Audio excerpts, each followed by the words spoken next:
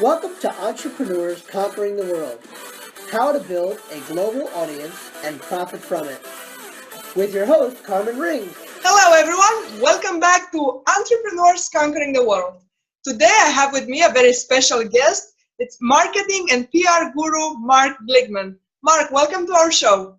Thank you, Carmen. It's great to be with you. Mark was selected one of the top 25 most extraordinary minds in sales and marketing by the Hotel Sales and Marketing Association International. He is excellent, especially when it comes to green marketing, helping resorts, golf courses, and other real estate developments become better stewards of the environment by implementing the green programs as part of their branding. But I'm going to let Mark tell us more about him and how he got to where he is today.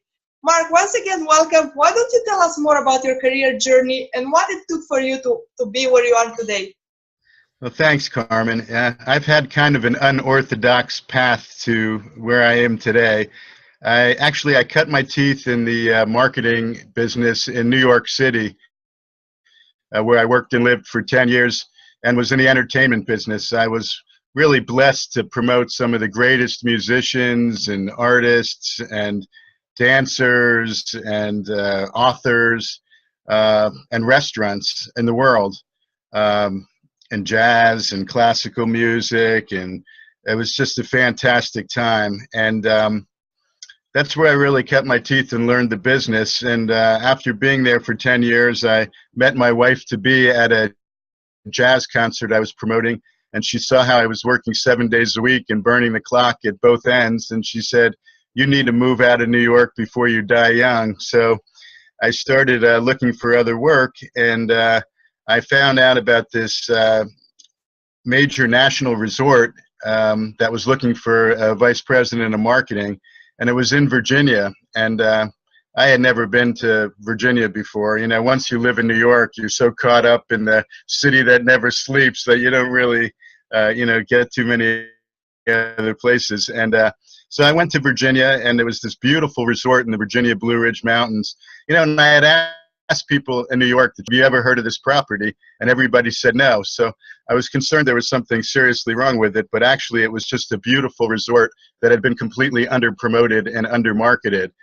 So I ended up being there for 12 years, and then it was time for a change, and I was looking for actually some work in the Caribbean because my wife's work is in HIV/AIDS prevention and education, and she had been doing a lot of projects in the Caribbean, so I thought the Caribbean would be a great place for us to both do our thing, and she could do her work and I could do my work with resorts. But then I got a call from a headhunter about a job in Mexico as the first vice president of marketing for the largest independent group of resorts in Mexico.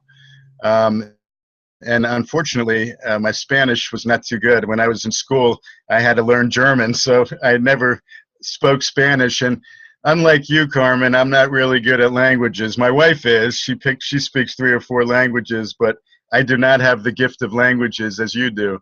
So it was, I didn't think I would be hired because they were looking for a Spanish-speaking marketing director. But after meeting with the owner and talking to him with some of my ideas, he said, "I don't care about Spanish. I just need you to start now." So I ended up moving to Mexico and becoming the first vice president of marketing for this property there, the largest independent. It was actually 4 resorts on the Pacific Ocean. And I did that came back to Virginia to open up a new resort near my house where I lived previously. And then got the itch again. I was doing a lot of consulting. And then I got the itch again to get back on the property side. And I got a call from a resort in Hawaii on the Big Island to become the chief marketing officer there. Moved to the Big Island for about 2 years as the chief marketing officer, and then came back and wrote my book. And I've been doing a lot of consulting and branding for resorts all around the world, and also speaking at colleges and at hospitality conferences with my new book. That's a wonderful journey you mentioned here, just going from place to place, and it looks like it wasn't even too much effort from your side. You were just good at what you're doing, and people were just headhunting you, like you said. They were just looking for you. Have you noticed any differences in working, say, with somebody from Mexico to the Caribbean to Virginia or Hawaii? Are there any differences in how the population receives the marketing? Do you have to adjust your techniques? Well, it's interesting because, as you know, Carmen, every culture is different, and the best thing you can do is adapt yourself to the culture as quickly as possible and assimilate with the culture. And, that's a learning process. So many consultants come into a property, or new employees, and they come in like, we know everything and you don't know what you're doing. And, it's really gets things off to a bad start. So it's much more important to assimilate into the culture and learn about it. I was very fortunate in Hawaii. I knew nothing about Hawaii, and I was working for a Japanese company for the first time. So I was the only Haole in this company, but I was very fortunate that the person I shared an office with was what they call a kahu, which is like a Hawaiian priest, and he was very well respected, and he taught me everything about the Hawaiian culture that I had known nothing about. And so when I rebranded the resort, he was my yardstick because I wanted to keep everything true to the culture with what I was doing from a marketing perspective. And of course, as you know, working with the Japanese is also different because, they like to do things by consensus. They don't like conflict. So, where you even sit in the meeting is very different. If you sit across from somebody, that can connote conflict. So you don't want to sit across from somebody that you might be having conflict with, because the Japanese don't like conflict. And so, or I would wear black pants because for that culture, they thought black pants meant more power, so I could never wear khaki pants to a meeting. And, and in Mexico too, it's different. The speed of getting things done can be slower. You have to develop a lot of patience in order to get things done. You can't take that New York mentality and bring it to Mexico and expect it's going to work. And as you know, that goes from everything from when meetings start, and nothing's really on time. Everything's kind of that mañana mentality. And then, but what I've learned over the years in working in different cultures is although the cultures are very different, the fundamentals of marketing and sales are still very much the same. And oftentimes what's lacking at resorts, I have a real new appreciation and respect for people that work in other cultures, and especially in resorts that are in remote locations, because they're often limited by their resources, or there's all kinds of other constraints that are going on, corruption and all kinds of things. So rather than developing that mentality like, you don't know what you're doing and I'm going to tell you what you need to do, you begin to understand why they're in the situation that they're in. Many times their head of their department is leading their department with fear because they're afraid somebody else might have a better idea than them. And you can't be successful when you have that kind of leadership. So typically when I go into a new culture or a new resort, I really like to what I call get in the belly of the beast. I want to meet with everybody. Even though the owner brings me there to help with the marketing, I tell him I can't market your resort unless I meet with everybody in your resort, every department, because I need to understand what it is I'm marketing. And oftentimes when I do that, like at one resort I went to in Mexico, I said that to the owner, and the first department I went to was the laundry room. And in the laundry room, I found 3 people passed out on the floor because it was so hot there that they had passed out. I thought they were actually shot and killed and dead. I mean, they just were out.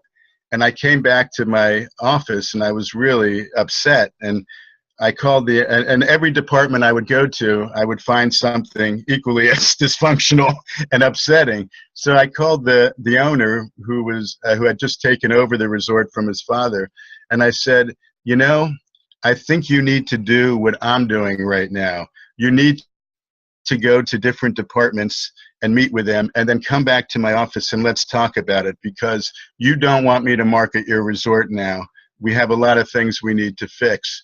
And I said, do me a favor, start with your laundry room and then come to my office. So he went to his laundry room and he came to my office and he said, I'm running a prison here. And I said, I know, this is what I'm telling you. You have problems at the resort and we need to fix them. If you go to the golf, he went to the golf operation that I told him to go to, and he came back and he said, they're stealing right in front of me. And I said, they're stealing because nobody ever told them what they're supposed to do. You know, they don't even know it's stealing. They just have not been led, and they don't have job descriptions. And so to them, it's just the way they've been doing things. So those are the kind of things that I oftentimes confront. And, you know, so for me, marketing is much more than just, you know, sending out press releases or doing advertising or websites. I mean, it involves all that. But I can't do it. I don't ever want to be in a position where my marketing overpromises something that the resort can't deliver because they don't have the proper processes and structure and activities and product in place to be marketed. But a lot of owners, you know, don't realize that. And it's a difficult thing for me sometimes to have to tell an owner all of the problems that they have. But, you know, as I say to them, I try to frame it that problems are opportunities, and we just need to fix it because that's the way it is. You know, one owner said to me, "Are you ever going to tell me something that's not wrong with my resort?" And I said, "Believe me, nobody wants to more than me, but, you know, we can fix it." And he would just, when I'd call him, he'd say, "Just fix it, just fix it," you know, so that's what I run into a lot. So you are excellent at also creating a good connection with the owners, so you can explain what's wrong and then work together and have them understanding the problems that maybe they were missing, being so caught up in the whole operation. Now, going a little deeper into your experience and your field of expertise with the green energy. Green energy is a topic that I know in Europe is very big. In North America, it's becoming bigger and bigger, and now South America and Africa and all these continents and countries are looking into it. What have you noticed in all these countries you've been? How open, or what are the differences in people's mentalities when it comes to green energy? Well, to me, it's so important, especially with resorts, because as you know, resorts and hotels produce so much waste. You know, there's so much food waste and energy waste and, you know, just waste, period, incredible amounts. You know, you see those big buffets at all inclusives, and there's just a tremendous amount of waste that they produce. And I've seen great changes as it relates to green marketing. When I first started, that first resort I mentioned to you in Virginia, when I got there and I was trying to determine what set them apart from any other resort in the country that had golf pros and tennis and swimming and all the beautiful views, the one thing that they had that I noticed that was different than everybody else was that they had a full-time biologist naturalist on staff that was doing some really innovative green programming. And before they built any condos or hotels, he would cruise the land with property owners, and if there were rare wildflowers or plants or trees, they would transplant them to somewhere else. And he had a real impact on the development. They protected thousands of acres as natural forest land, never to be developed on. And I thought, now this is different than any other resort in the country. And just about that time, this was like in the late 80s, the American Hotel and Motel Association had a National Environmental Quality Achievement Award that they were introducing. And I said, you know what? I can't imagine anybody else has a biologist naturalist on staff and that is doing this kind of thing. So I'm going to apply for this award. Now, this resort had no reputation in the country at all. Nobody ever heard of it. And we ended up winning the National Environmental Quality Achievement Award because nobody else was doing that kind of thing. And it really put that resort on the map. And it gave me the opportunity to really, from that point on, really promote the resort in all its other facets because now it had a national reputation. But, you know, I would go to hospitality conferences, and Peter Yesowich, who's well known in the hospitality industry, would present the Travel Monitor research every year that Yankelovich Monitor does, which is like the most respected research in the travel industry. And I'd say to him, are you measuring the impact of green initiatives, you know, environmental initiatives in resorts? And he said, no, because it's a fad, and we don't measure fads, we only measure trends. And so that was a few years ago. And when I got that award for the resort, you know, green wasn't even a term. It was all, you know, it just wasn't there. But now it is. And, you know, now they are measuring the impact of it. And even TripAdvisor, the website, just did some research, and it said 79% of Americans will support businesses businesses and resorts that are doing good things environmentally.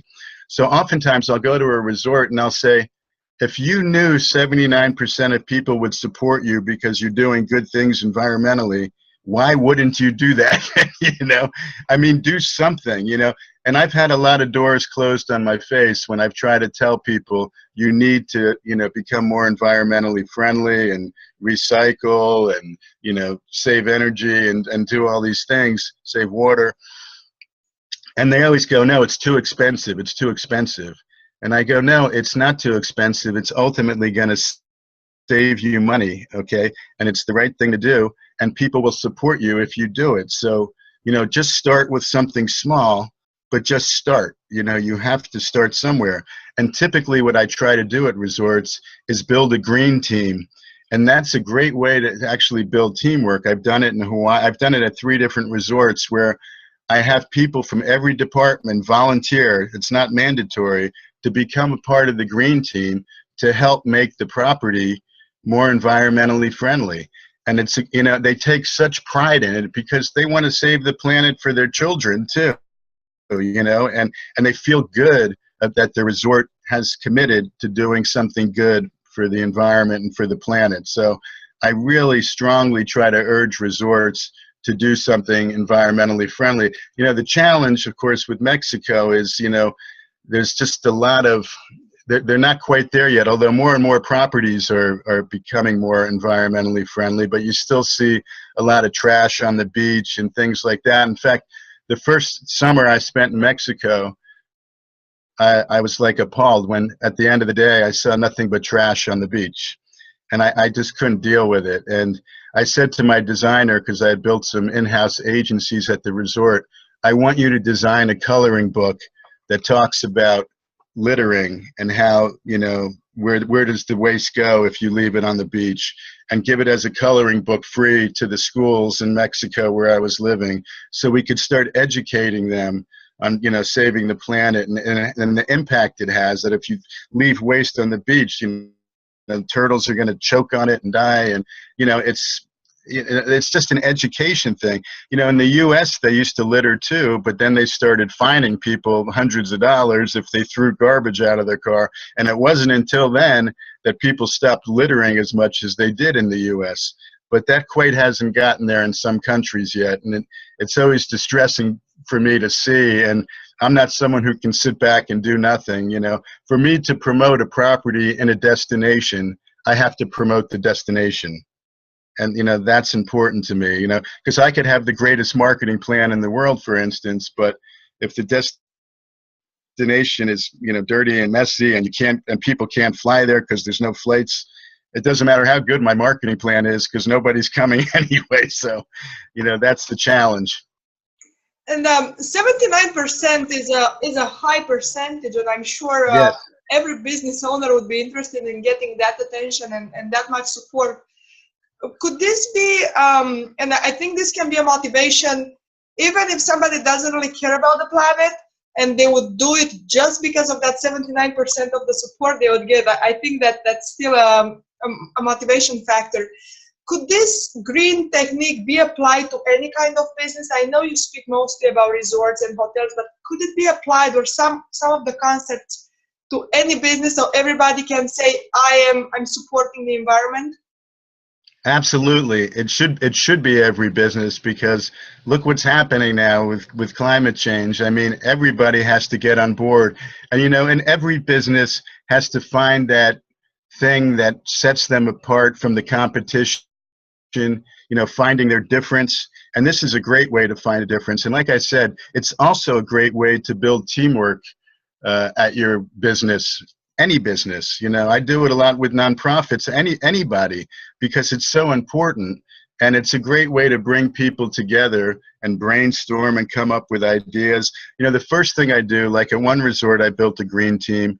I do an assessment, like, you know, maybe they're already doing something and they don't even know it. And typically what I find out, like at this one resort in Hawaii, one department was actually doing their own recycling. And another department was also doing recycling, but they weren't doing it from the same resource. So instead of actually saving, you know, energy. They had two different people coming to take their recycling, and it made no sense. So, if you can build synergy and make it, and have that kind of, and not do it in silos, but have the whole company or business or resort work together to make a difference, it's much more effective that way. And like I said, it's just been very successful every time I've tried to do it.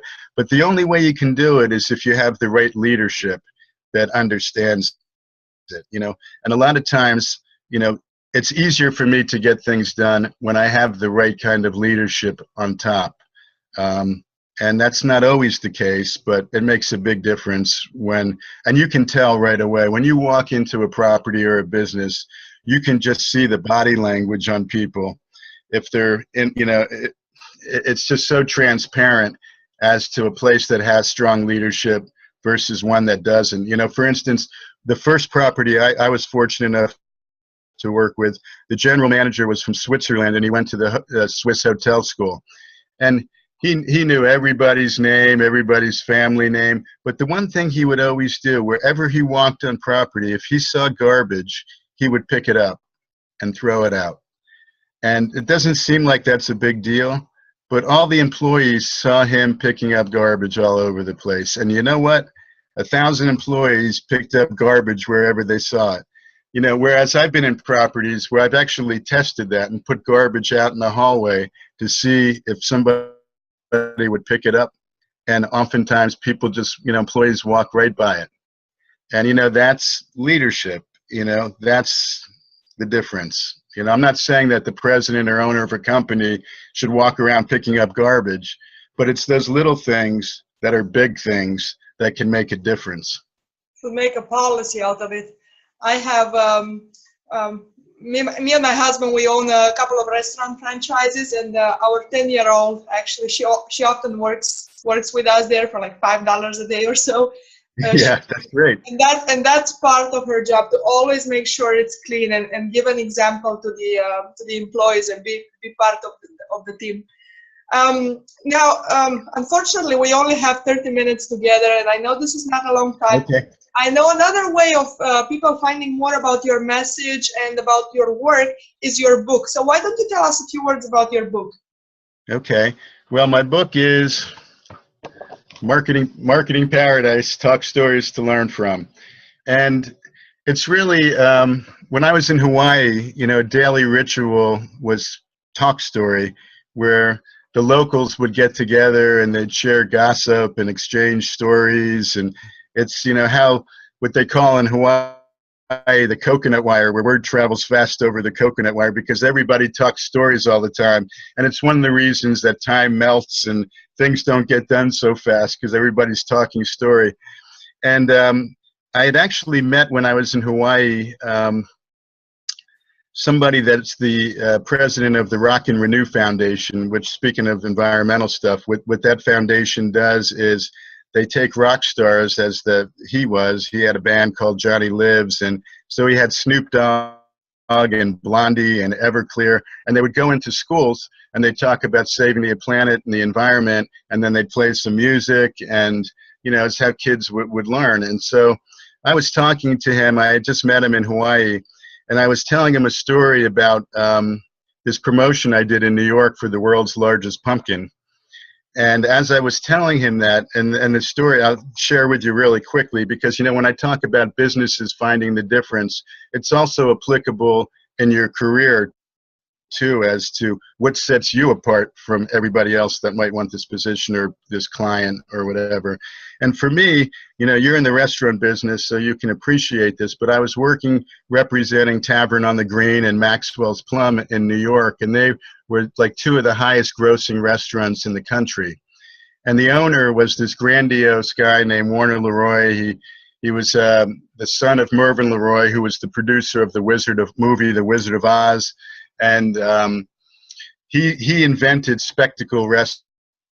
Restaurants as theater. And Tavern on the Green was in Central Park in New York, and it was spectacular, and we shot movies there. And they grossed about $20-some million a year, so you can see how successful it was. And Warner always wanted to be the #1 restaurant company in the world, and he was #3. And so there I was, like, looking for ideas one day. I was having my coffee in the morning, looking through a bunch of papers and media, and I saw this contest for the world's largest pumpkin contest. And I decided I was going to track it and find out who won. So I tracked it down, and I found out that it was an unemployed salt miner in Nova Scotia had grown this 830-pound pumpkin. And I wanted to bring it to New York to Tavern on the Green, because my idea was to bring school kids in from New York and have a Halloween party with this giant 800-pound pumpkin and then these normal-sized pumpkins there. Anyway, the guy got lost on the way in. He got lost in Harlem with this 800-pound pumpkin. And I got a story in the New York Times about that. Then the promotion ran on the front page of the USA Today, and it went in over 300 newspapers and Good Morning America and all these TV shows. And people were coming from all over the place to see the world's largest pumpkin at Tavern on the Green. And at some point, the pumpkin was getting a little soft, and the French maitre d' said, "Mark, we need to get rid of this smelly pumpkin." And I said, "You know, before I get rid of it, I think I can carve the world's largest jack-o'-lantern with it." So I put out a notice about who wants to carve the world's largest jack-o'-lantern in New York. And the knife thrower at the Barnum and Bailey Circus wrote me and said, "I would love to do it." So I got the world's largest pumpkin being the world's largest jack-o'-lantern, and it aired on live TV, and it promoted our Thanksgiving dinner. And anyway, the promotion catapulted Tavern on the Green to becoming the #1 restaurant company in the year. It was the best fall business they had ever had in their history. And so after that, the owner wanted me to get the world's largest everything, the world's largest ice cream sundae, the world's largest squash, you know. But anyway, it was hugely successful. And everybody knew about me from the pumpkin because it was such a wild promotion and had generated so much business and catapulted them to #1 in the country that it became kind of my calling card. So when I would pitch business, I would tell people the pumpkin story, and they would always remember it. You know, years later, I would see people 15 years later, and they'd say, "Yeah, I remember that pumpkin story." And and so I was telling Johnny, the head of Rock and Renew Foundation, the pumpkin story, and he called me up a week later and he said, "You know, now I start my meetings at Rock and Renew Foundation with what's going to be our pumpkin today. In other words, what's going to be our big idea today?" And that gave me the idea that my stories could be something that people can learn from. So I told my stories over my 25-year career from Mexico and Hawaii and New York and Virginia. They're all in my book. But at the end of each chapter, I have what's called a Paradise Punch List, where I extract lessons from each story that people can learn from. So that's the subtitle, Talk Stories to Learn From. And it's available on Amazon. You can get it on my website. And I've been going to a lot of colleges and talking to students about it. And, you know, it's my stories that always resonated with people. And so it's a great way to teach lessons, you know, because they're stories that people remember and they learn from. So I've been really pleased with the response I've gotten so far. Have you thought about having your book translated, maybe in Spanish, since you work so much in Mexico, so your message can reach an even larger audience? Well, when I do, I know who I'm bringing it to, that's for sure. Not yet. Do you think this would have an impact on your branding or on your message? I know most people nowadays speak some sort of English, so English is the language to go, but do you think this could affect in any way your marketing and your message? Well, it's been very successful for me. You know, I mean, as I said, people always remember my stories. I just was in Mexico, as you know, doing this project. And, you know, when you bring a bunch of consultants together in the business, everybody has stories, you know. But, and I brought my book to the other consultants, and they all read it while they were there, and they just loved it. And, you know, so it creates some synergy when you're working with people, when they understand, you know, the depth of what I've done and the different varieties of promotions and stories that I've done. It's, you know, entertaining, and they can appreciate what I do, and it helps get things done sometimes. So it's been, you know, very productive for me that way too.